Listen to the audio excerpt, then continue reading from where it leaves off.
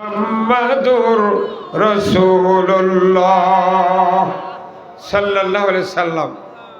আলহামদুলিল্লাহ, ভালোই লাগলো আওয়াজ। এইবার যত সভা করেছি আমি আগস্টের 5 তারিখ থেকে আজ পর্যন্ত, এত টুপিওয়ালা লোক আমি কোনো সভা পাইনি। আলহামদুলিল্লাহ বলেন না? আর এই মাহফিলে যত আলেম ওলামা আছে, জাতির শ্রেষ্ঠ সন্তান, এত আলেমও আমি কোনো সভা দেখিনি। আল্লাহ তাআলা আজকের এই মান্দা উপজেলার এই দক্ষিণ ময়নুম এই মাদ্রাসা ময়দানকে আল্লাহ জান্নাতুল ফেরদাউসের মতো করে দিয়েছে। ধরে আল্লাহু আকবার। অনেক আলেম ওলামা এখনো বসেন নাই, ওনাদেরকে একটু জায়গা করে দেন। ভাই আপনার টেজে আসেন নাই, অসুবিধে কি? ওই যে দক্ষিণ ধারে অনেকে বসে আছেন, পূর্ব ধারে, খুব তাড়াতাড়ি আসেন। আমি কিছু কথা বলবো, যে কথাগুলি হবে দুনিয়ার শান্তি এবং আখিরাতের মুক্তি। আমি আল্লাহ তাআলার দরবারে শুকরিয়া করছি, যিনি আমাদেরকে দক্ষিণ ময়নুম দারুল উলুম হাফিজিয়া লতিফিয়া কওমি মাদ্রাসা কর্তৃক আয়োজিত আজকের এই বার্ষিক বড় মাহফিল, তার মানে কি বুঝা পারলো না? মানে এই আরো কি ছোট মাহফিল হয় নাকি? ও মানে এটা এই এলাকার মধ্যে বড়। হ্যাঁ, ভালো তো। আসলে বার্ষিক বড় মাহফিল, এখানে আমার মনে হয় তাফসিরুল কোরআন মাহফিল লিখলে আরো ভালো হলো। কথা ঠিক কিনা? এখন তাফসির মাহফিল লেখার জন্য হয়তো ভয় পাচ্ছে। গত সরকারের সময় তো তাফসির লিখলেই তো পুলিশ আসতো। মানে এই মাহফিল লিখলে আর কোনো টেনশন হয় না, ইসলামী জালসা লিখলে কোনো টেনশন হয় না। যেহেতু কোরআনের মাহফিল, কোরআনের একটা কথা থাকা দরকার। কথা ঠিক কিনা? এখানে কোরআনের একটা শব্দ নেই। এই পুরা এই পোস্টাল আমি পড়েছি, এক জায়গা তো কোরআন লেখা নেই না, কোরআন একটাতে শব্দ নাই নাই। কারণ এটা কর্তৃপক্ষকে আমি বলবো, খালি এক জায়গাতে আছে যে হাফেজে কোরআনকে, হাফেজে কোরআনকে, হাফেজে কোরআনকে, এটা ঠিক হয়নি। হাফেজে কোরআনকে সম্মানী পাগড়ি প্রদান করা হবে। হাফেজ কোরআনের হাফেজকে লেখা লাগতো কি? কোরআনের হাফেজদেরকে, যেহেতু 4 জন কোরআনের হাফেজদেরকে পাগড়ি, সম্মানী পাগড়ি প্রদান করা হবে। কথা ঠিক কিনা? কথা উল্টো করে বিভিন্নভাবে আমরা কোরআনের কথা বলি, কিন্তু এমনভাবে কিছু কথা বলা হয় যেটা মানুষ বুঝেই না। আমি আবার স্পষ্ট ভাষী লোক, আমি কোনো খুঁতখাত দেখলে আমি সঠিকভাবে না বলে থাকতে পারি না। আল্লাহ ওনাদেরকে আগামী বছর সঠিকভাবে লেখার তৌফিক দান করুক, আমিন। হাফিজি মাদ্রাসায় যদি তাফসিরুল কোরআন মাহফিল না লেখে, হাই স্কুলের সবাদ লিখবি কতক্ষণ? এখানে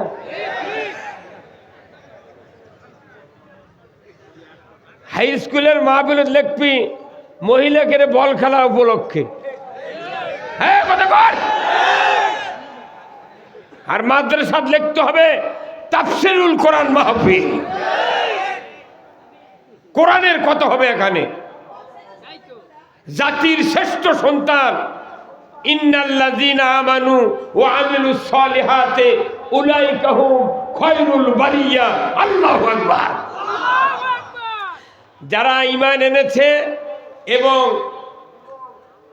নেক কাজ করে, কোরআনের জ্ঞান অর্জন করেছে, এরা শ্রেষ্ঠ। কে বলেছেন? আল্লাহ।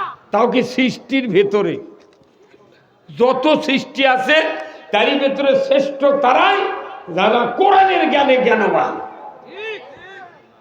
আজকের এই মাহফিলে আল্লাহ তাআলা আমাদেরকে কোরআন শোনার জন্য যে বসার সুযোগ করে দিয়েছেন, এর জন্য আমরা সবাই বলি আলহামদুলিল্লাহ।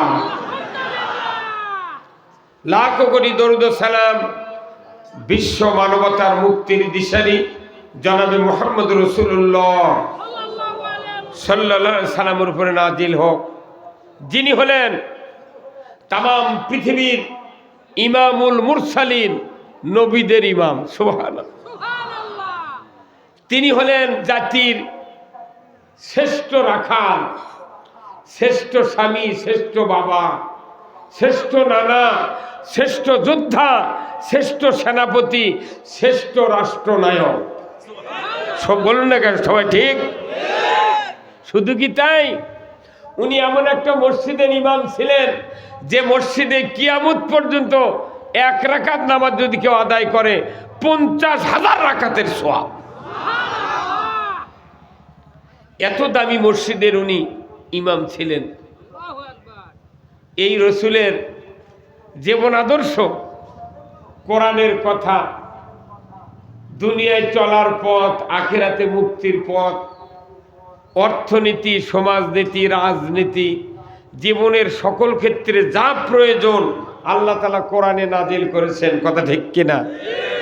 এর থেকে কিছু কিছু কথা বলা, শোনা, জানার যে মুনিব সুযোগ করে দিচ্ছেন, সেই মুনিবের দরবারে আমরা শুকরিয়া আদায় করছি।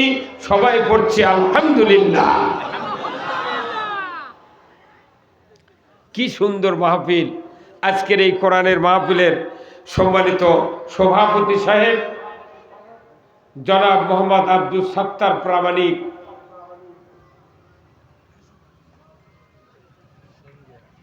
সিঙ্গি ফকিরপাড়া, আল্লাহ তাআলা তাকে হায়া কুমুল্লাহ দান করুক, বলুন আমিন। আপনি ধন্যবাদ। সহ সভাপতি 2 জন, আলহাজ আব্বাস আলী মন্ডল দক্ষিণ ময়নম, জনাব মোহাম্মদ মুকসেদ আলী মন্ডল দক্ষিণ ময়নম। এই 2 ভাইকে আজীবন কোরআনের খেদমত করার তৌফিক দান করুক, বলুন আমিন। প্রধান অতিথি আলহাজ ইঞ্জিনিয়ার আবুল কাসেম, আল্লাহ ভাইজানকে দ্বীনের জন্য কবুল করুক, বলুন আমিন। বিশেষ অতিথিবৃন্দ অনেকগুলি, আল্লাহ সকলকে ইসলাম বিজয়ের জন্য কাজ করার তৌফিক দান করুক, বলুন আমিন। আজকের মাহফিলের বিশেষ মেহমান আলহাজ হযরত মাওলানা মোহাম্মদ আমিনুল ইসলাম সাহেব, মইনম ওলামা সংগঠন। আল্লাহ ভাইজানকে দ্বীনের জন্য কবুল করুক, বলুন আমিন। আর একজন বক্তা, তরুণ বক্তা হাফেজ কারি মোহাম্মদ জেজারুল ইসলাম মান্দা। আল্লাহ এই যুবককে ইসলামের কথা তামাম বাংলাদেশে মানুষের সামনে উপস্থাপন করার তৌফিক দান করুক, বলুন আমিন। আরো স্থানীয় ওলামায়ে কেরামগণ, মঞ্চে বসা সুধীবৃন্দ, সামনে বসা মুরব্বিনে কেরাম, হাজী সাহেবগণ, বিভিন্ন মসজিদের ইমাম, মুয়াজ্জিন, মুক্তাদি সহ বিভিন্ন রাজনৈতিক দলের নেতৃবৃন্দ, যুবক ভাইরা, প্রাইমারি, মাদ্রাসা, হাই স্কুল, কলেজের শিক্ষক মহোদয়গণ, ছাত্র ভাইয়েরা, পর্দার অন্তরালে হাজারো মা বোনেরা, কচি কাচারা এবং আজকের এই মাহফিলের প্রচার মিডিয়ার সম্মানিত মাইকালা এবং ভিডিওম্যান ভাইয়েরা, সবার প্রতি আবার আমার সালাম। আসসালামু আলাইকুম ওয়া রাহমাতুল্লাহি ওয়া বারাকাতুহু। কেমন আছেন আপনারা? আছি ভাই, আলহামদুলিল্লাহ। আল্লাহ যেভাবে রেখেছেন আমি সহ আপনাদেরকে, এর চেয়ে এক তিল খারাপও থাকা যাবে না, ভালোও হওয়া যাবে না। আমাদেরকে শান্তিতে রাখার মালিক কে? আল্লাহ। আমি আপনাদেরকে জিজ্ঞাসা করতে চাই যে কোরআনের মাদ্রাসা, এই কোরআনের 1 নম্বর আয়াতটা কি বলেন তো? 1 নম্বর,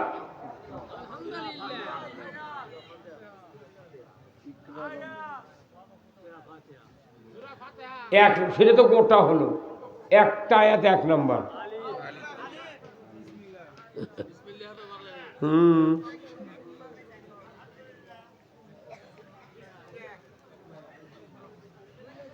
কসেন, সবাই কসেন, কিন্তু আচ্ছা আচ্ছা আচ্ছা, ঠিক আছে ঠিক আছে। থেকে 1500 বছর আগে আল্লাহ রসুল যখন মক্কাতে জন্মিলেন, তখন মক্কার পরিবেশটা ছিল কুফুরি, ফুজ্জারি, ফাসিকি, শিরকি, সকল অন্যায় মক্কাতে কায়েম ছিল। কথা ঠিক কিনা? জাতির সামনে রসুলকে যখন আল্লাহ পাঠিয়ে দিলেন, উনি ছোট্ট অবস্থায় থেকেই 17 বছর বয়স থেকে জাতির কল্যাণ অকল্যাণ বুঝতে শিখলেন। উনি এই জাতিকে জাহান্নাম থেকে বাঁচানোর জন্য জাতির এইগুলি খারাপ আচরণ, খারাপ আমলকে পরিবর্তন করে আল্লাহর পথের পথিক বানানোর জন্য উনি অনেক চেষ্টা করেছেন। প্রায় 39 বছর 11 মাস 29 দিন পর্যন্ত উনি চেষ্টায় অব্যাহত রেখেছিলেন। কথা ঠিক কিনা? নবুয়তের বয়স কত বছর হয় নবীদের? যেরকম কয় বছর? 40। আর আমাদের দেশের যুবকের বিয়ের বয়স কয় বছর হলে? হ্যাঁ না, 18 বছর হলে বাংলাদেশে বিয়ে করলে আর পুলিশ ধরে না, তাই না? যে এই এখন ম্যাচিউরড হয়ে গেছে, বালেগ হয়ে গেছে, এর আর সমস্যা নেই। 18 বছরে বাংলাদেশের যুবক যুবতী বিয়ে হয়। আর আল্লাহ তাআলা নবুয়ত দেয় একজন মানুষকে কত বছরে? 40। এর মুখস্থ থাকা লাগবে। কত বছরে? 40 বছর। তাহলে 40 বছরে নবুয়ত দিলেন আল্লাহ রসুলকে। এখন এই নবুয়ত কি আপনার ওই রসুল কি ঘরের মধ্যে দিয়েছিলেন? কোথায়?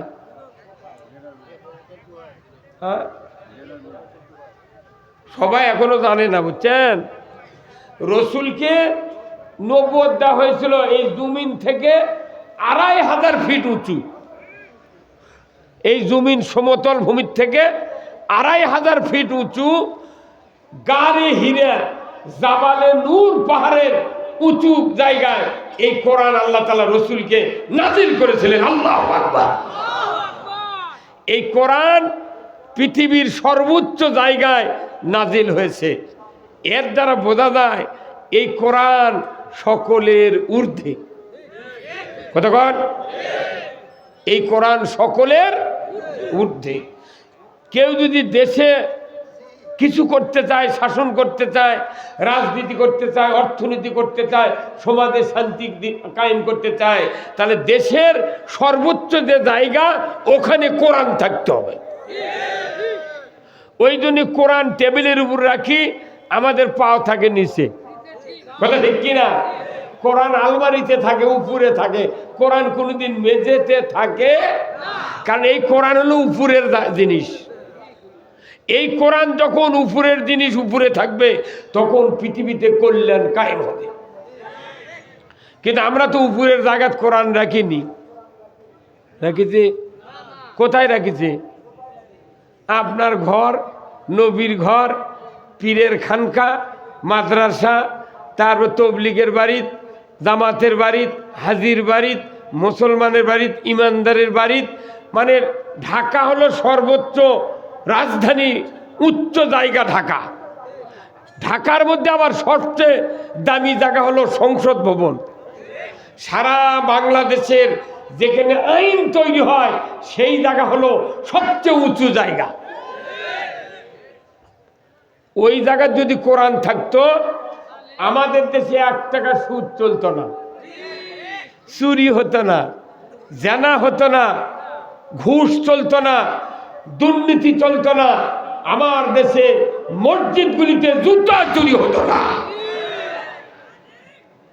কিন্তু কোরআন আমরা রাখছি ঘরের মধ্যে, রেখে বাইরে যা চাপা মারিচ্ছি। কতক্ষণ চাপা মারে যা বাইরে, আর কোরআন থসে ঘরত। কোরআন থুয়ে যখন আমরা চলে যাই বাইরে, তখন কোরআন মনে মনে কয়, আল্লাহর বান্দা, এই কোরআন আমার তুই সামনে রেখে যদি চললুইনি, তোর পদে পদে নেকি হতো। তোর সমাজে কোনো অন্যায় হতো না, চুরি হতো না, ছিনতাই হতো না, ঘুষ চলতো না, মদ চলতো না, জুয়া চলতো না, লটারি চলতো না, ইয়াবা চলতো না। কিন্তু আমরা যাই করি দুনিয়াতে, কোরআন পেছনে ফেলে সামনে যা বলেছে বিসমিল্লাহির রহমানির রহিম। কোরআন পাশে থুয়ে বিসমিল্লাহ তেলাওয়াত করছে, কি চাপা! এই কথা বলেন আপনারা। তাহলে এই কোরআন হলো উঁচু জায়গার কিতাব। কি জায়গার কিতাব? ওনার বয়স, রসুলের বয়স যখন 37 বছর, তখন 25 বছরত বিবাহ করলেন। 37 বছরের সময় খাদিজাকে বললেন, খাদিজা আমার আর ভাল লাগিচ্ছে না এই লোকালয়ে থাকা, কি করবেন আপনি? আমি একটু পাহাড়ের গুহায় নির্জনে থাকবো, দেখি আমার আল্লাহ আমাকে এই জাতির জন্য কোনো পরামর্শ নাজিল করে কিনা। আল্লাহু আকবার। তো আমার একটা আবেদন খাদিজা আপনার কাছে। উনি খাদিজা কোনোদিন তুই বলেননি, তুমি বলেননি, উনি বলেছেন আপনি, যেহেতু ওনার মুনিব। রসুল তো খাদিজার বাড়ির রাখাল ছিলেন। ভাই কথা কোন নাকি আপনারা? কি ছিলেন? তাহলে মুনিবক রাখাল হয় আপনি বলেছি। আমরা কি আমাদের স্ত্রী কোনোদিন আপনি বলছি? এমনও স্ত্রী আছে 3 বিঘা জমি বাপের বাড়ির থেকে নিয়ে যাচ্ছে, তা কি তুমি করে কেউ কয়? তুই কয় তুই। হ্যাঁ, তাহলে স্ত্রীর যদি মান সম্পদ থাকে, ধন থাকে, আপনার যেরকম মান বাড়ে স্ত্রীরও মান বাড়ে। আল্লাহ রসুল বললেন, তখন তো নবী হননি, 37 বছরের যুবক। উনি বললেন, খাদিজা আপনি তো আমার স্ত্রী, তা আপনার বয়সটা এখন অনেক হয়ে গেল, তা আমি একটু নির্জনে থাকতে চাই, গারে হীরা জাবালে নূরে। আপনি কি আমাকে 3 বেলা খাদ্য বহন করে ওই পাহাড়ের গুহায় দিয়ে আসতে পারবেন? খাদিজা বলেন, ইনশাআল্লাহ পারবো, কোনো বাধা নাই। 37 বছর যখন বয়স, রসুলের 40 বিয়ে করেছেন, আর 25 বছরের যুবক। 25 বছরের যুবকের যখন 37 বছর বয়স, তখন খাদিজার বয়স কত? কত হচ্ছে? 52। এই 52 বছরের একজন মহিলা 3 বেলা 2500 ফিট উঁচুতে খাদ্য বয়া দিয়েছে। আল্লাহু আকবার! কি শক্তি! এক এক করে 1 বছর, 2 বছর, 3 বছর, 39 বছরে 11 মাস 29 দিন, গভীর রাত, মাহে রমজান। ধরে কোন সুবহানাল্লাহ। আল্লাহ কোরআনে বলছেন, শাহরু রমজান আল্লাযী উনজিলা ফীহিল কোরআন হুদাল লিন-নাস ওয়া বায়্যিনাতিম মিনাল হুদা ওয়াল ফুরকান। রমজান মাসে কোরআন নাজিল করেছি। 2টা শর্ত দিয়েছেন আল্লাহ। কোরআন নাজিলের উদ্দেশ্য হলো মানুষ শুধু হেদায়েত হবে। হেদায়েত শব্দের অর্থ হলো মানুষ শুধু আল্লাহর পক্ষে থাকবে, আর হক আর বাতিল, অন্যায় ন্যায়, সুদ জাকাত, সত্য মিথ্যা, এইগুলি পার্থক্য করবে, বিভেদ তৈরি করবে। নেকির সাথে পাপ থাকবে না, সত্যর সাথে মিথ্যা থাকবে না, অন্যায়ের সাথে ন্যায় থাকবে না, সুদের সাথে যাকাত থাকবে না, আলাদা আলাদা হবে। এই 2টা শর্তে আল্লাহ তাআলা কোরআন নাযিল করেছেন। জোরে কন্যা সুবহানাল্লাহ। এই কোরআন নাযিল করেছেন 27শে রমজান রাত্রিতে, কদরের রাত্রিতে। সুবহানাল্লাহ। এই আর কয়দিন পর রমজানের রোজা, তাই না? তাই আগ মুহূর্তে আপনাদের সভা। তাহলে এই কোরআন নাযিলের কথাটা বুঝাতে আপনাদের একটু আমার সুবিধা হচ্ছে। ঠিক 39 বছর 11 মাস 29 দিনের সূর্য উঠে গেল। সূর্য উঠতে উঠতে গড়িয়ে গেল, জোহর হয়ে গেল, আসর হয়ে গেল, মাগরিব হয়ে গেল, তারপরও 40 পরে নাই। যারা মোবাইল চালান দেখবেন, রাত্রি 12টা 1 মিনিটে দিনের তারিখ পরিবর্তন হয়। ধরে বলুন ঠিক কিনা? ঠিক 12টা 1 মিনিট যখন বেজে গেল, রাত্রি গভীর, আল্লাহর নবী মুহাম্মদ রাসূলুল্লাহ সাল্লাল্লাহু আলাইহি সাল্লাম উনি নবুয়ত পান নাই, শুধু খুঁজতেছেন আল্লাহ তুমি আমাকে একটু পথটা দেখাও, কোন পথে জাতির কল্যাণ হবে একটু দেখাও। উনি সেজদায় পড়ে আল্লাহর দরবারে রোনাদারি করছেন। ঠিক 12টা 1 মিনিট যখন ঘড়ির কাঁটা বেজে গেল, আল্লাহ বলেন জিবরাইল আর মুহূর্তকাল দেরি করার সুযোগ নাই। লৌহে মাহফুজ থেকে সূরা আলাকের 5টা আয়াত নেয়া তুমি চলে যাও জাবালে নূর, মক্কার অদূরে 5.5 কিলোমিটার দূরে চলে যাও। আমার হাবিব আমি যাকে নবুয়ত দেব মুহাম্মদকে, উনি গারে হিরায় সেজদায় পড়ে আছেন, তাড়াতাড়ি করে চলে যাও তুমি। আমার হাবিবের উপর সূরা আলাকের 5টা আয়াত আজকে নাজিল করে দেব। সূরা আলাকের কয় আয়াত? তারই 1 নম্বর আয়াত। কোরআন শরীফের 1 নম্বর আয়াত কোনটি আমি জিজ্ঞাসা করেছিলাম। 1 নম্বর আয়াত হলো ইকরা বিসমি রাব্বিকাল্লাযী খলাক। এটা যে 1 নম্বর আয়াত। এর আগে কোনো কথা আল্লাহ নাযিল করে নাই। সুবহানাল্লাহ। ঠিক 12টা 1 মিনিটে নবীজি সেজদায় পড়ে আছেন। জিবরাইল নূরের তৈরি ফেরেশতা, পোশাক সাদা, সব কিছু ধবধবে সাদা। গারে হীরার মুখে যখন জিবরাইল এসে হাজির হয়েছেন, রসুল সেজদার থেকে দেখতে পেয়েছেন মনে হয় কে যেন গুহার ভেতরে আলো ধরেছে, গুহাটা আলোয় আলোকিত হয়ে গেছে। আল্লাহর নবী মাথা উঠাইয়া পেছন দিকে নজর দাহা করেছে। সাথে সাথে জিবরাইল বলছে মুহাম্মদ ইকরা বিসমি রাব্বিকাল্লাযী খলাক। পর মুহাম্মদ সৃষ্টিকর্তা রবের নামে, যিনি আপনাকে সৃষ্টি করে দেন, ধরে কোন আল্লাহু আকবার। মুহাম্মদ সাল্লাল্লাহু সৃষ্টিকর্তা কে?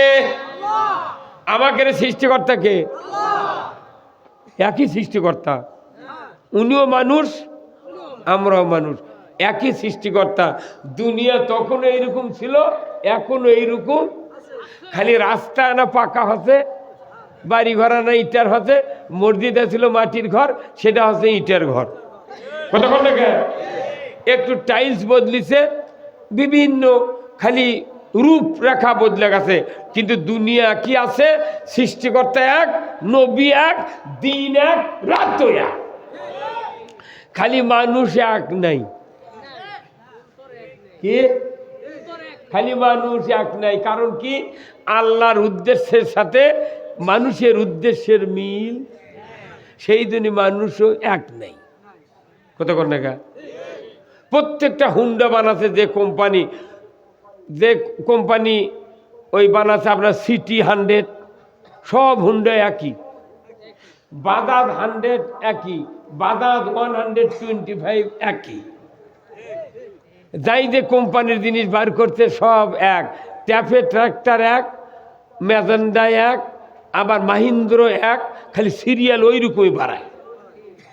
কিন্তু মানুষ যে বাড়ালো দুনিয়ার মায়ের পেটের থেকে, কোরআনের উপর ঈমান আনলো, তাহলে মানুষগুলো এরকম এক হওয়া লাগবে। কিন্তু তাই কি হয়? ওরে বাবা, এতই চালাক মানুষ। মাছ যদি এক পাল্লার হয়, কানস, গারুয়া, ট্যাঙ্গর, তাহলে ওরাই ঘুতে লাগে, ওরা কি মরে যায়? ওরা ঠিকই পাল্লের মধ্যে আছে। এক পুকুরে 1200 প্রকারের মাছ আছে, কোনো মিছিল নাই, মিটিং নাই, মারামারি নাই, হানাহানি নাই, কিচ্ছু নাই। কিন্তু একবার যদি 10 জন মানুষ থাকে, 12 দল। তার মানে কি 10 জনের উদ্দেশ্য এক। কিন্তু কোরআন এসেছে আমাদেরকে এক করার জন্য। আল্লাহু আকবার। কোরআন বলছে আমার উদ্দেশ্য হলো দুনিয়াতে আসার, সকল মানুষকে আমি হেদায়েত করব। আচ্ছা, হেদায়েত করা মানে কি? হেদায়েত মানে যারাই কোরআন মানবে তারা শুধু আল্লাহর পক্ষে থাকবে। হেদায়েত হওয়ার মানে হলো আল্লাহর পক্ষে থাকা, আল্লাহর পক্ষ নেওয়া। কিন্তু আল্লাহ হেদায়েত হওয়ার পর যদি আল্লাহর পক্ষ না নিই তাহলে বোঝা যাবে এটাই ভেজাল। কতক্ষণ না? তাহলে আমরা কি সবাই আল্লাহর পক্ষ নিতে চাই? কারা কারা দুহাত তুলে আল্লাহকে দেখান। লিল্লাহে তাকবীর, নারাই তাকবীর, নারাই তাকবীর। আল কোরআনের আলো, আল কোরআনের আলো, কোরআন হাদিস যেখানে, দুনিয়ার মুসলিম, বাংলার মুসলিম, নওগাঁর মুসলিম, মইনুমের মুসলিম, লিল্লাহে তাকবীর।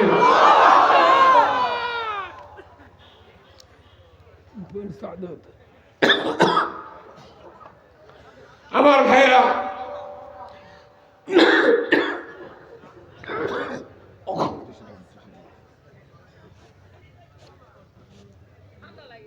মশা গেছে।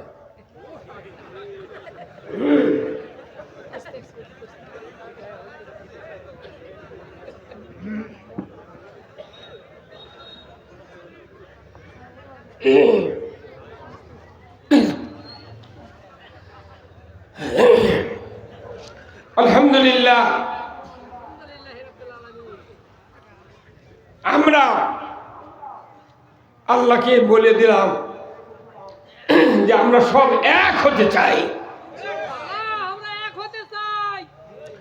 এই কোরআনের পক্ষ নিতে যদি কেউ চাই তাহলে এক হতে হবে। একটা ইমাম যখন নামাজে দাঁড়ায় সমস্ত মুক্তাদি ইমামের পক্ষে থাকে। ইমাম আল্লাহু আকবার করে রুকুত গেলেন, কোন মুক্তাদি রাগ করে কি দাঁড়িয়ে থাকে যে আমি তোমাকে ভালোবাসি না, তোমরা আগে সেজদা করে ওঠো তারপরে আমি রুকুত যাবো? এইরকম কি কোনো মুক্তাদি দেখেছেন? কেউ কি ইচ্ছা করে থাকে? তার ইমাম যেহেতু রুকুতে গিয়েছে, যত ইমানদার আছে সব রুকুত যেতে হবে। তাহলে আমি যদি ইমান আনি, আমার প্রথম কাজ ওই রুকুর মতো ইমান আনলি সব আল্লাহর পক্ষে দিতে হবে।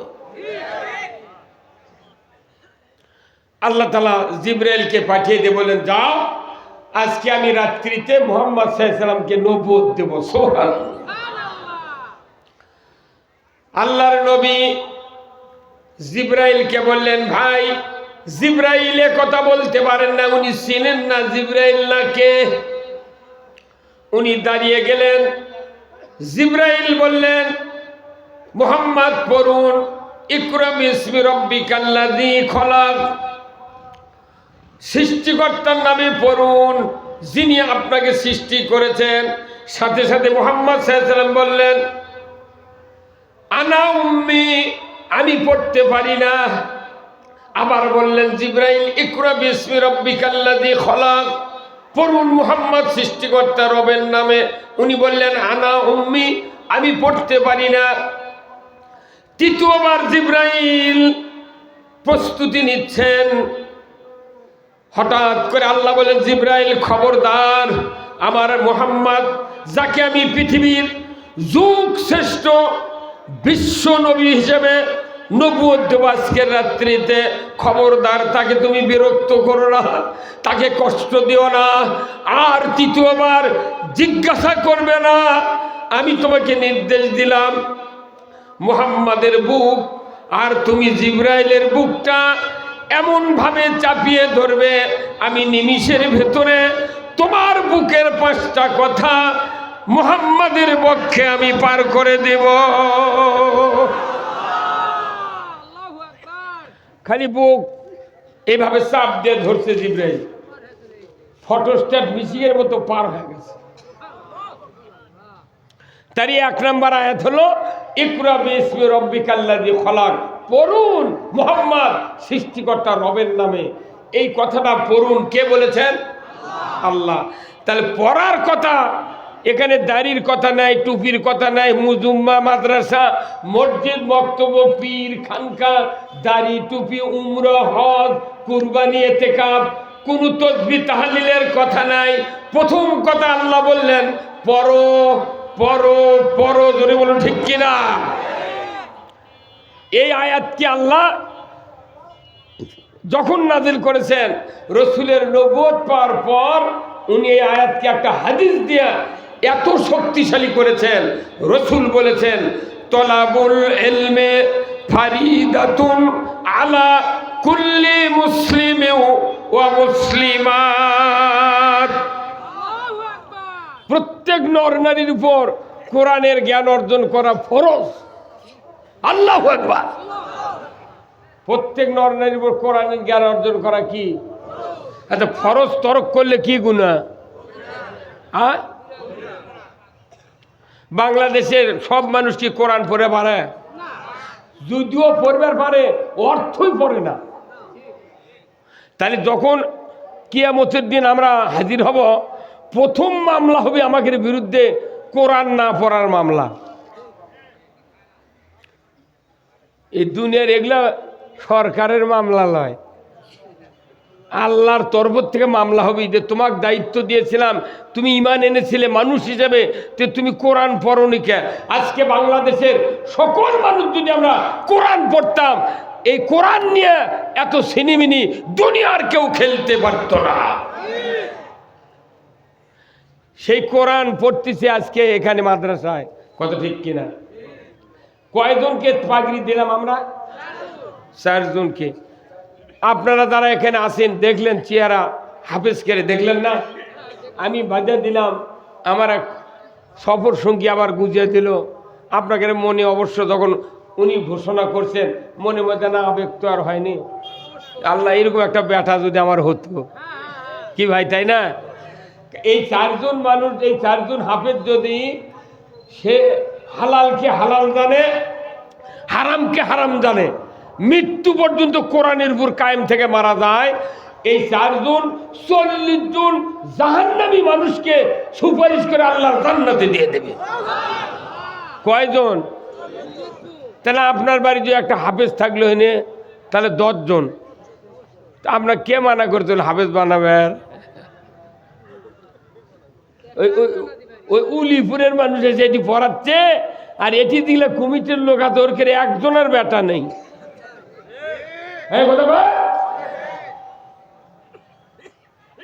কি লাভ? আপনার বাড়ি যদি একটা হাফেজ থাকতো, আপনার বংশের 10 জন মানুষকে সুপারিশ করে আল্লাহর জান্নাতে দিত। এই জন্যই তো কোরআন পড়বার বলছে কে? আর রসুল বলছেন এই কোরআনের জ্ঞান অর্জন করা ফরজ। আমার দেশে এত মাহফিল, এত ওয়াজ, এত মাদ্রাসা, কিন্তু কোরআনের জ্ঞান অর্জন করার লোকের সংখ্যা অনেক কম। বরঞ্চ কোরআন জানে না, হাদিস জানে না, অনেক নেতা আছে বক্তার বক্তৃতার বিরুদ্ধে বিষোদ্গার করে। ওই রকম নেতা যদি বলা হয় যে তোমার মাইকিং করব, প্যান্ডেল করে দেব, জনগণ সবার দাওয়াত দেব, তাফসির মাহফিল নাই, ইসলামী জালসা, তুমি এনে 2 ঘন্টা বক্তৃতা দিও, তো ওই নেতা এসে দিবে পারবি? তুমি আমাকে বিরুদ্ধে কথা কষবা না? হ্যাঁ, কথা বল। তোর বক্তৃতা শোনার জন্য এটি কুত্তাও আসবে না, কথা বল। তাহলে ওই লোকটার এই কারণ কি? ও কোরআনের জ্ঞান অর্জন করেনি। তো কোরআনের জ্ঞান অর্জন করা, আমার রসুল বলছেন উতলুবুল ইলমা লাউ কানা ফিস চীন, যদি চীন দেশে যেতে হয় তাও তুমি কোরআনের জ্ঞান অর্জন করো। আর বাড়ির কাছে মাদ্রাসা গাওয়াত লাগে না কি? অনেক ছাত্র আছে, যুবক ভাইরা আছে, এই মাদ্রাসার 2-4 দিন ঘুরিয়া পরে বাপক দেখো আমি মাদ্রাসার পড়মই না। আবার দাখিলি পাস করে ওই কলেজত গেছে, কারণ কি? সুযোগ সুবিধা তো মাদ্রাসার বেশি নাই। কলেজত গেলে মহিলা পুরুষ একসাথে বসে থেকে বাদাম খাওয়া হয়, হিঁটু হিঁটু ঠোকা দেওয়া হয়, মোবাইল নাম্বার পাওয়া যায়, মিস কল মারে, কল করে, কত শান্তি, কতক্ষণ দেখা। তে আপনি যদি এইগুলি না বোঝেন যে কোরআনের জ্ঞান অর্জন করা কত দামি, এই কথা যদি সন্তানক বুঝাতে না পারেন, আপনি বক্তার বক্তৃতা দিয়ে 1 ঘন্টা 2 ঘন্টার মধ্যে তাম পৃথিবীর এলাকার মানুষ ভালো বানান সম্ভব নয়। আমার ভাইয়েরা, আমার নবী বলেছেন আমি পড়তে পারি না। প্রথম সূরা আলাকের 5টা আয়াত নাজেলের 1 নাম্বার কথা হলো ইকরা বিসমি রাব্বিকাল্লাযী খলাক। সর্বপ্রথম আল্লাহ তাআলা শিক্ষা ডিপার্টমেন্টের উপর আয়াত নাজিল করে দিয়ে জাতির জ্ঞান সঞ্চয় করার জন্য একটা নির্দেশ দিলেন, তুমি যদি কোরআন পড়তে পারো, তুমি যদি আমার জীবন ব্যবস্থার আইন বই যদি পড়তে পারো, তুমি নিজে নিজেই ওই কোরআন তোমাকে হেদায়েত করবে। জোরে বলুন ঠিক কিনা? কোরআন পড়লে কোরআনই হেদায়েত করবে। আল্লাহ কোরআনে বলছেন আলিফ লাম মিম জালিকাল কিতাবু লা রাইবা ফি হুদাল লিল মুত্তাকিন। এই কিতাবের ভিতর সন্দেহ নাই, এই কিতাব যারা মুত্তাকি তাদেরকে হেদায়েত করবে। জোরে বলুন সুবহানাল্লাহ। তাহলে এখানে আল্লাহ শর্ত দিয়েছেন, মানুষ যখন মুত্তাকি হবে তখন কোরআনই তাকে হেদায়েত করবে। আমরা যেহেতু মুত্তাকি হতে পারছি না, জিবরাইলও বক্তৃতা দিলে মানুষ হেদায়েত হচ্ছে না। দেখো দেখের ছোট ছোট মাদ্রাসার ছাত্র কি সুন্দর পাগড়ি, কি সুন্দর জুব্বা পাঞ্জাবি গাওয়াত দেয়া ঘুরতেছে, ওর এই কোরআনই হেদায়েত করে দিচ্ছে। আপনি বাড়ির বাপ ঘুম পাড়িচ্ছেন, আপনার বেটা এটি পড়িচ্ছে, রাতের 3:30টার সময় হুজুরা ডাকে পাও ধরে টানে তুলে নিয়ে যা, আপনার বেটার সাথে সাথে যা টেবল অজু করে চোখ মুখ ধুয়ে আছে পড়াচ্ছে। তাও যদি ঘুম না ছাড়ে, ওই পড়াও যদি নাও পড়ে, তাও আর ওই সাতকার ছাত্রের সাথে ইনকে ঢোলা লাগবে, চোখ মুজেই ঢুলিচ্ছে, হুজুর যাতে মনে করে ওই পড়িচ্ছে। আপনি আর 4 দিন এসে থাকবেন তো বেটার সাথে, যে দেখি তো বেটা কি করে, আপনি হাফসে দেবেন এটি থাকবই না। এই কথা বল। অথচ এই মাদ্রাসার দান ছায়া ভিক্ষা করে ইডা করে উডা করে চালান লাগিচ্ছে। এই ছাত্ররা মাথার ঘাম পায়ে পেলে, ভ্যানের টিউব নাই, টায়ার নাই, পেলে পেলে ধান আদায় করছে। এমন কোন মানুষ আমি দেখলাম না আমার এলাকার যে 2 মণ ধান মাপে মাদ্রাসার নিয়ে দিয়ে যাচ্ছে। বরঞ্চ উই চায় আমি 20 মণে ধানের ঠিকই আছে, উই আছে 12 বার কোক ভাই এনা ধান দেন রে করছে। আচ্ছা এখন সকাল বিকেলে আসনি, বিকেলে গেছে কোচে বাড়িতে নেই, পরের দিন সকালে আসছে কোচে বাড়ি ধান পেটে শোনো যা তালার তুলিস, আবার কাল আসিস। এই কথা 4-5 দিন ঘুরে ঘুরে ওই ছাত্রকে কে কাইল বানিয়ে তারপরে করছে আচ্ছা আমি আরেকদিন আসো, তাও দিয়ে দেবো মনে যাও। তাও দিচ্ছে কতটি? 20 মণ ধান ওর আল্লাহ দেওয়া লাগবে ওসর, তাই থেকে দিচ্ছে মাত্র 5 মণ ধান 1400 কান্তি দিয়ে করছে প্রচুর দিছি। কতক্ষণ এই ধান আপনাকে দিল, এই ধান দেওয়ার মালিককে তে সেটা তো নির্ধারণ করে দিয়েছে, ওয়াতুয়া হাক্কাহু ইয়াউমা হাসাদিহি, ফসল কর্তন করার পর পরে আমার হক আমাকে দিয়ে দাও। কার কথা? আপনি আল্লাহর হক আল্লাহ দিবেন না। গরিবের জন্য আল্লাহ জনকল্যাণমূলক ফান্ড তৈরি করেছেন, জাকাত, ওসর, তারপরে আপনার হচ্ছে চামড়া ফেতরা। কয়টা খাত? 4টে খাত, জাকাত, ওসর, চামড়া, ফেতরা। বাংলাদেশে চামড়ার টাকা নেই, ধনী ওই যারা ঢাকা চামড়ার ব্যবসা করে এরা চামড়ার ভোগিচগি করে তাম বিশ্বে বাংলাদেশের চামড়ার আর দাম নেই। গরিব যদি টাকা পাবি, মাদ্রাসা যদি টাকা পাবি, সেটি কোনো উন্নতি নাই। একটা গরু আমরা আজ থেকে 30 বছর আগে বেচেছি, সেই কম যখন ধানের দাম ছিল তখন 2500 টাকাতে গরুর চামড়া বেচেছি, আর এখন 1.5 লাখ টাকার কোরবানির গরুর চামড়া 300 টাকা। এই কত কোন টাকা? তার মানে কি গরিব মাদ্রাসা, গরিব এতিম অসহায় যাতে টাকা না পায়। তার মানে কি এই কাজ যারা করে তারা গরিব মারা সরকার, মাদ্রাসা মারা সরকার। প্রাইমারি সরকার বেতন দেয়, হাফিজে মাদ্রাসা সরকার বেতন দেয় না। অথচ এরাই দেখ মানুষ মরে 25 জন দেখ কোরআন শরীফ পড়ছে, তোর কে কত কোরআন শরীফ পড়লে? আর উই বাঁচে থাকতে কোরআন মানেনি, উই জিবরাইল শুধু কোরআন পড়ে ও সারেন আল্লাহ হবে না। কোরআনের পক্ষে কাজ করলে তার জন্য কোরআন পড়লে দাম হবে। জাতির দুঃখ যে জাতি কোরআন বুঝলো না। আমার ভাইরা, আল্লাহ তাআলা বললেন 5টি গুণ যাদের থাকবে তাদেরকে কোরআন হেদায়েত দিবে। জোরে কোন আল্লাহু আকবার। কয়টা গুণ? 1 নাম্বার কি? না, আল্লাযীনা ইউমিনুনা বিল গায়ব, অদৃশ্যের প্রতি বিশ্বাস। ইউকিমুনাস সালাত, নামাজ কায়েম করবে তারা। ওয়া মিম্মা রাযাকনাহুম ইউনফিকুন, আল্লাহ যা রিজিক দিয়েছে তার থেকে খরচ করবে। ওয়াল্লাযীনা ইউমিনুনা বিমা উনজিলা ইলাইকা ওয়া মা উনজিলা মিন ক্বাবলিক, আমি আল্লাহ কোরআন সহ যত কিতাব নাজিল করেছি সমস্তর প্রতি ঈমান আনতে হবে। শুধু তাই নয়, ওয়াবিল আখিরাতি হুম ইউকিনুন, আখিরাতের বদলা দিবার দিনটাকে আমাকে বিশ্বাস করতে হবে। ইয়াকিনের সাথে এই 5টা গুণ যাদের অর্জন হবে, আমার আল্লাহ বলেছেন কোরআন তাকে হেদায়েত দিবে।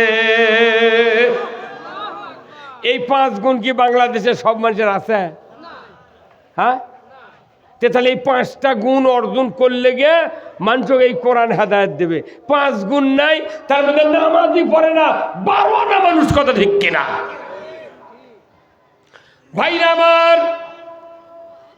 আজকের সমাজে এত বক্তব্য, এত তাফসীর, এত ওয়াজ মাহফিল, এত মাদ্রাসা, কিন্তু সমাজে নামাজ কায়েমের ব্যাপারে কোনো আইন নাই। বক্তৃতা দিয়ে নামাজ কায়েম হবে না। আমার আল্লাহ কোরআনে বলছেন, সূরা আল হজের 41 নম্বর আয়াত, আল্লাযীনা ইম্মাক্কান্নাহুম ফিল আরদ আকামুস সালাতা ওয়া আতাউয যাকাতা ওয়া আমারু বিল মারুফ ওয়া নাহু আনিল মুনকার ওয়া লিল্লাহি আকিবাতুল উমুর। জোরে কন্না মারহাবা। আমার আল্লাহ বলেছেন, ও মুসলমান, যদি তুমি কোনো ভূখণ্ডের সরকার হও, রাষ্ট্রপ্রধান হও, প্রধানমন্ত্রী হও, প্রেসিডেন্ট হও, ক্ষমতায় যাও, 4টা আইন চালু করবে। ধরে কোন কয় আইন?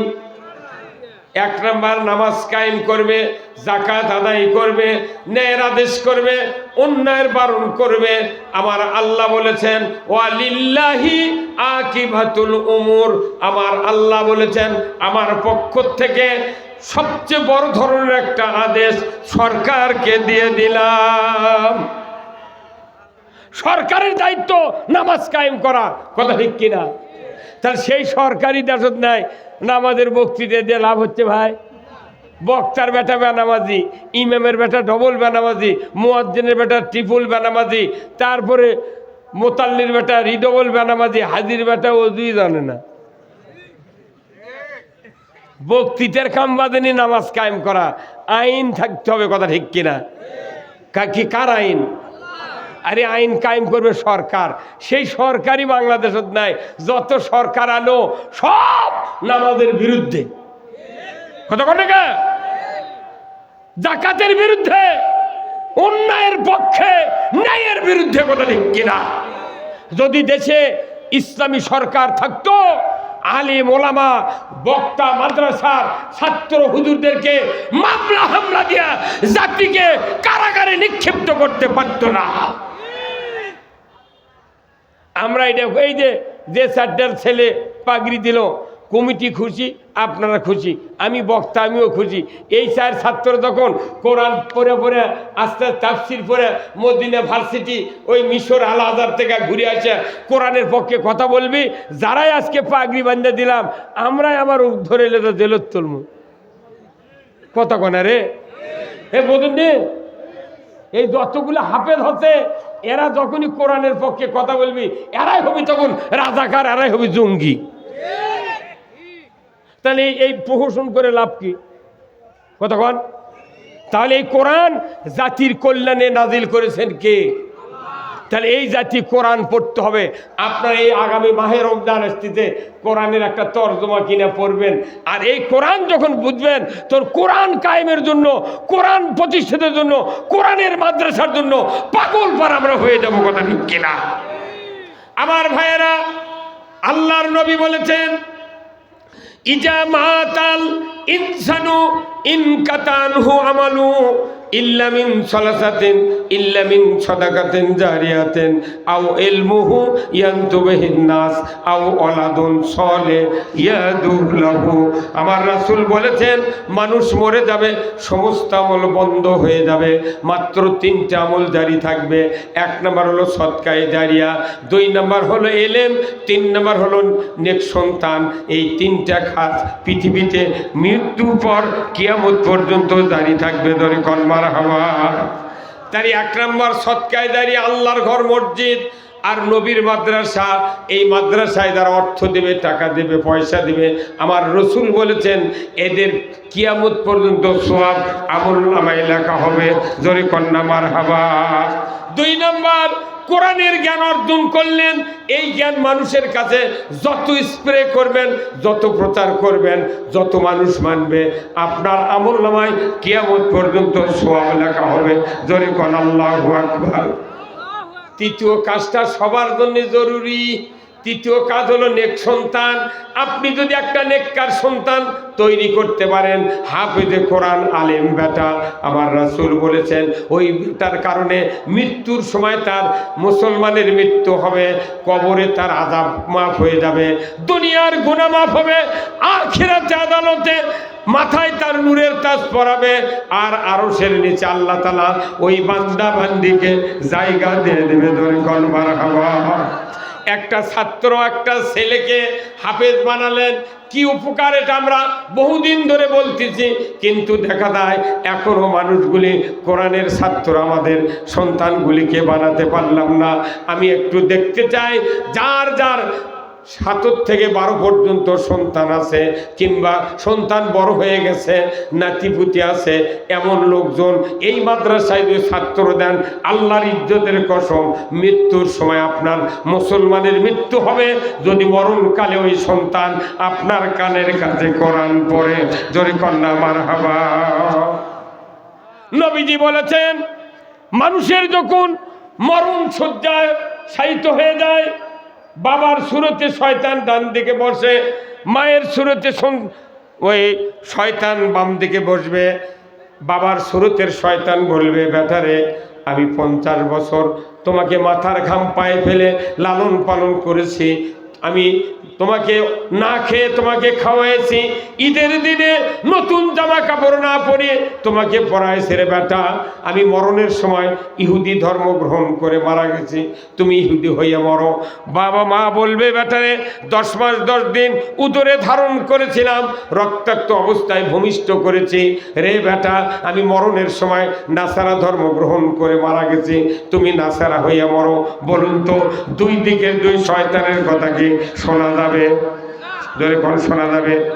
আমার নবী বলেছেন, ওই সময় যদি একটা আপনার ছেলে থাকে, নাতি থাকে, আপনার কানের কাছে যদি সূরা ইয়াসিন তেলাওয়াত করতে পারে, ওই শয়তান ভাগিয়ে যাবে। রসুল মদিনার রওজার থেকে এসে রুহানি সুরতে বলবে, রে আমার সৌভাগ্যশীল উম্মত, তুমি চিন্তা করো না, তোমার আর দুশ্চিন্তা করার দরকার নাই, আমি নবী, আমার চেহারা দেখো, আর কালেমা পড়ে পড়ে তুমি ইমানের কোলে ঘুমিয়ে যাও। কোরআন শেখো, শিখাও ছেলে মেয়েকে, ওহে মুসলমান, জান কবজের কালে তোমার হইবে আসান, জান কবজের কালে তোমার হইবে আসান। আপনি যদি মৌতের জাকান্দানি আসানে শোধ করতে চান, আপনার সন্তান, আপনার নাতিকে তৈরি করতে হবে মৌতের সময় যাতে কোরআন শুনতে পারে। অথচ এটি মাদ্রাসা আছে, পড়ালেন না। এখানে কার কার সন্তান নাতিপুতি পড়ে? হাত তুলে আমাকে দেখান তো, কার কার সন্তান নাতিপুতি পড়ে? কো ভাইরা আমার, আমি আপনাদেরকে বলতে চাই, নেককার সন্তান তৈরি করেন। আপনার সন্তান যদি জানাজা করে, রসুল বলেছেন জানাজা অন্যের সন্তান করলে যে ভালোবাসা মহব্বত, তার সে 100 গুণ ভালোবাসা মহব্বত আপনার সন্তানের আছে। নবীজি বলেছেন নেক সন্তান যার জানাজার মুসল্লায় ইমামতি করতে পারবে, এই সন্তান দোয়া করবে চক্ষু দিয়ে যদি 1 ফোঁটা মাছের মাথার মতো পানি নির্গত হয়ে যায়। আমার রাসূল বলেছেন এই সন্তানের চোখের পানির বদৌলতে বাপ মায়ের ওই খাটনির উপরে জীবনের গুণ আল্লাহ তাআলা মাফ করে দেয়। এইরকম সন্তান বানালে কি ভাই খালি বক্তৃতা শুনলে হবে না, এই সন্তান বানাতে হবে। কি রাজি আছেন আপনারা? রাজি আছেন? বেটা বড় হয়ে গেছে, বেটার বেটাক দেন, বেটা নাই বিটির বেটাক দেন, আপনাকে পড়াতেই হবে। আপনার বংশে একজন হাফেজ আলিম থাকতে হবে, এটা সিদ্ধান্ত নিতে হবে। আপনি খালি আজ কোরআন শুনবেন আর যাবেন, তাহলে আর ফল পাওয়া যাবে না, আপনাকে গাছ লাগাতে হবে। এই জন্য আসুন আমি আপনাদেরকে বলবো, এই মাদ্রাসা কিয়ামত পর্যন্ত চালু হোক, এটা কি আপনারা চান? আপনারা চান? তাহলে এই মাদ্রাসায় একটা ভবন তৈরি করা হবে। আপনারা অনেক লোক আছেন, এই মাদ্রাসার জন্য অর্থ দিতে হবে। 10 জন মানুষকে সুপারিশ করবে এই হাফেজগুলি। তারই প্রথম হলো গ্রুপ পিতামাতা, দ্বিতীয় গ্রুপ হলো দাদা দাদি, তৃতীয় গ্রুপ হলো নানা নানি, চতুর্থ গ্রুপ হলো শ্বশুর শাশুড়ি, পঞ্চম গ্রুপ যারা টাকা দিবে, জায়গা দেবে, মাদ্রাসার কমিটি থাকবে তাদের একজন, আর যারা শিক্ষা দিবে শিক্ষকেরা তাদের মধ্যে তো একজন। কিয়ামত পর্যন্ত যত হাফেজ হবে তারা হালালকে হালাল জানে, হারামকে হারাম জানে না। এইরকম হাফেজেরা প্রতি হাফেজে 10 জন করে মানুষ সুপারিশ করে আল্লাহর জান্নাতে দিয়ে দেবে। এই জন্য আসুন আল্লাহর বান্দারা এই মাদ্রাসার জন্য উন্নতি কল্পে কে কি দিবেন আমি একটু দেখতে চাই। ইতিমধ্যে আমার হাতে এসেছে মোহাম্মদ আব্দুল ওহাব আলহাজ আব্বাস আলী, উনি 500 টাকা করেছেন দান, আল্লাহ দান কবুল করে নেন। আনিসুর রহমান তরমুজ নাকি তরমুজাবাড়ি, আল্লাহ উনি 1000 টাকা করেছেন দান। মোহাম্মদ জালাল প্রামাণিক 1 বস্তা সিমেন্ট। কফিল খা আল্লাহ 1 বস্তা সিমেন্ট নগদ 100 টাকা। আরেক ভাই একজন 500 টাকা। আল্লাহর বান্দারা কে আছেন খুব তাড়াতাড়ি দেখতে চাই। নবীর গর্ব